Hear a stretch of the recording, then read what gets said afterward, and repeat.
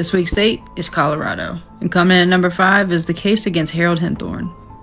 In 2012, Harold Henthorne wanted to take his wife Toni on a hike in Rocky Mountain National Park for their anniversary. Only one of them came out alive. According to Harold, Toni fell accidentally more than 100 feet off of a cliff. At first, it looked like a tragic accident, but then investigators noticed something very strange. He waited a long time to call authorities. He had taken her to a very remote location to go hike. Years earlier, Harold's first wife also passed from a suspicious accident. Prosecutors argued that Toni had been pushed. In 2015, Harold Henthorne was convicted and sentenced to life in prison. It's Woodland Park, Colorado. Thanksgiving 2018. A young mother named Kelsey Barrett is last seen on surveillance at a Safeway with her 1-year-old daughter. And that's the last confirmed sighting.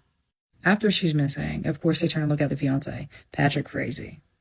According to prosecutors, he had been planning to unalive her for quite some time. Months, actually. He even asked another woman, Crystal Kenny, if she would help. She refused, but later admitted that she helped clean the crime scene. Investigators say that Kelsey was unalived in her apartment with her baby daughter nearby.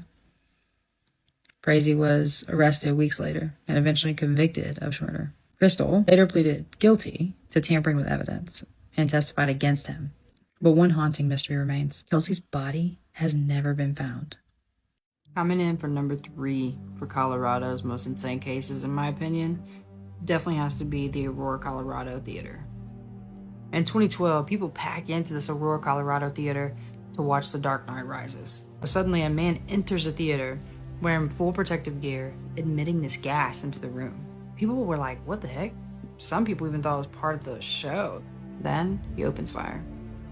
It was later identified as James Holmes. 12 people lost their lives in that theater, and dozens were injured.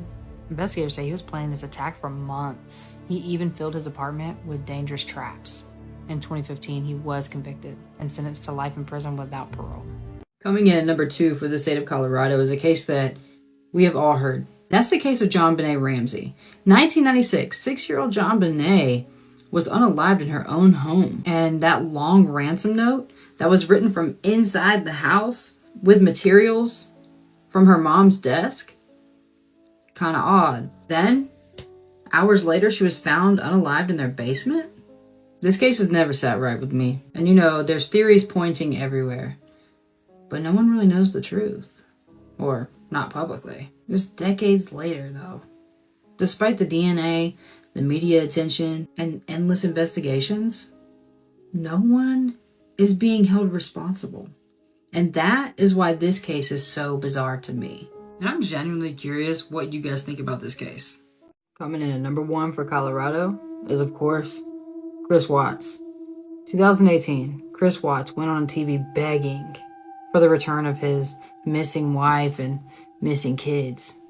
At first, it looked like a desperate husband, but something was off. Within days, investigators confronted him, and the truth came out.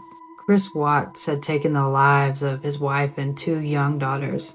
And here's what makes this case even more disturbing. He tried to make it look like they simply disappeared.